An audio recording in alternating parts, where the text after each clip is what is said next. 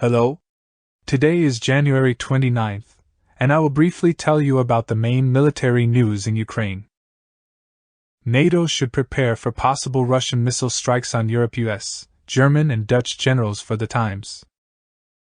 The alliance has 3 years before a possible Russian strike on Germany's military infrastructure, the generals say.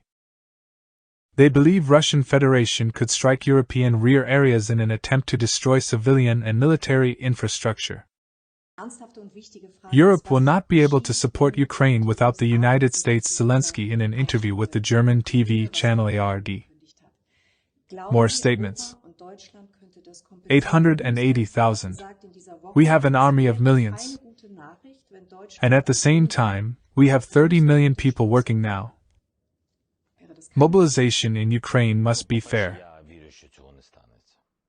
Those who have been at the front for 700 days are not enough gratitude and money, they need to be demobilized. Cases of human trafficking in Ukraine are unacceptable. It should not be like this.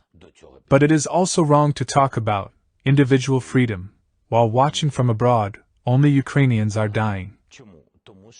I am disappointed with some Western leaders because they did nothing in 2014 to prevent a full-scale invasion. US support is unlikely to change even if Trump wins the election. Any war ends, and ours is no exception. Russia can be stopped geopolitically and financially. A few fighters have started to actively use land robots built.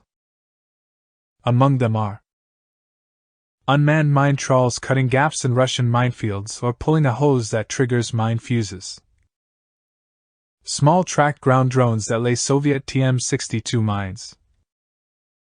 Armadillo, ground drone, an American M2 machine gun mounted on a remote-controlled wheeled platform. Kamikaze ground drones. Recently, one of them penetrated 4 kilometers deep into the positions of the Russian armed forces near Avdiivka and exploded under a railroad bridge. Airborne drones have already broken the former power of mortars and artillery, and now account for 75% of all losses on both sides. Senator Warner called for additional support for Ukraine, saying that the future of U.S. relations with other countries hangs in the balance. The $60 billion in aid requested by President Biden for Ukraine in September has yet to arrive. It's really a question of whether or not America will keep its word. If we don't, frankly, I'm not sure any nation, friend or foe alike, will trust America again. Rheinmetall is building a new ammunition plant to ensure uninterrupted supplies to Ukraine, says the head of the German concern. The pace is very fast. What used to take 10 years is now achieved in a few months. We will build a new plant in record time, said Armin Papriger. That was all the main military news from Ukraine. Thank you for watching this episode. Don't forget to subscribe to stay up to date with the latest military news from Ukraine.